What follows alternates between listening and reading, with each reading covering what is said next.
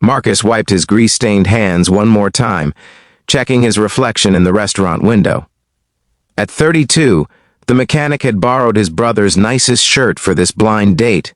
His friend Jake had insisted, "She's perfect for you, man. Just be yourself." The restaurant was fancier than anywhere Marcus had ever eaten. Crystal chandeliers, white tablecloths, waiters in bow ties. He felt completely out of place. "Reservation for 2, he mumbled to the hostess, giving Jake's name. She nodded toward the dining room. "Your party is already seated. 3rd table on the right." Marcus's heart pounded as he walked through the elegant space. 3rd table on the right. He spotted a blonde woman sitting alone, candlelight dancing across her face. She was breathtaking in a pale blue dress, but as he got closer, he noticed the wheelchair beside the table. "Hi," he said nervously. "I'm Marcus. Sorry I'm late." The woman looked up, confusion flickering across her face. "I think there's been a—" "Traffic was terrible," he continued, sitting down quickly, too anxious to notice her hesitation. "You look amazing, by the way."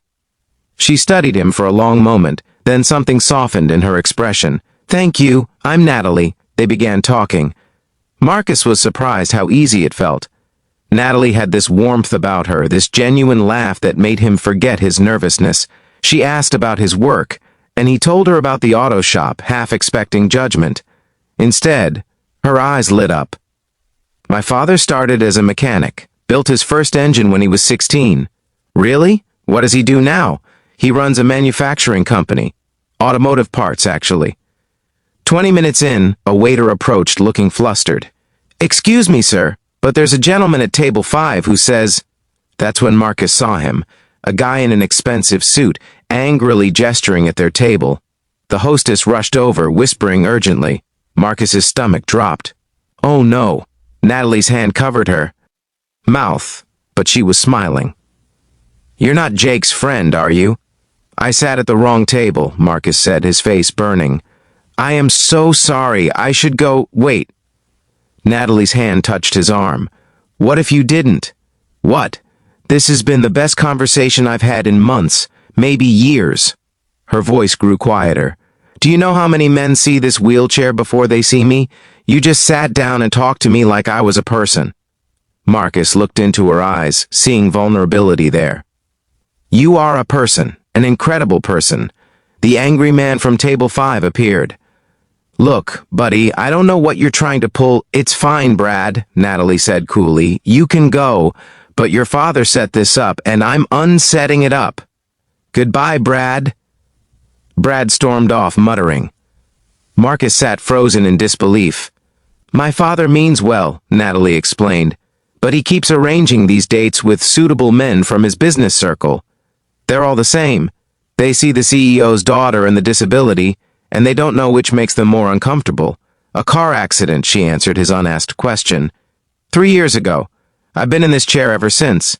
My father became overprotective, my social circle disappeared, and suddenly I was just the poor paralyzed girl everyone pitied."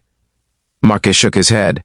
"I don't see that at all. I know. That's why I want you to stay." They talked until the restaurant started closing. Marcus learned she loved vintage cars, that she volunteered teaching art to kids, that she missed dancing more than anything. She learned about his dreams of opening his own shop someday, about losing his mother young, about why he fixed broken things for a living. As Marcus walked beside her wheelchair to the parking lot, Natalie stopped him. "This was supposed to be a disaster," she said softly. "You sitting at the wrong table. But maybe it was exactly right. I'd like to see you again," Marcus said. "If that's okay. At the right table. This time." Natalie laughed, that beautiful sound he'd already grown to love. "How about you pick the place? Somewhere real, no chandeliers required." "Best first date ever," Marcus grinned. "Technically our second date," Natalie corrected, "since the first one was with Brad." They both burst out laughing. 2 months later, Marcus would meet Natalie's father and discover the CEO respected honest work more than fancy degrees.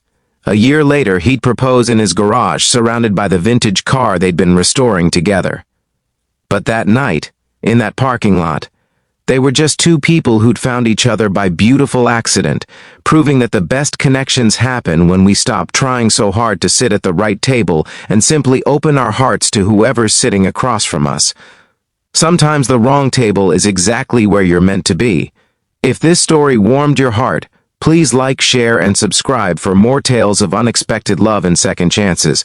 Comment below and tell me about a time a mistake turned into something beautiful. Your story might inspire someone else today.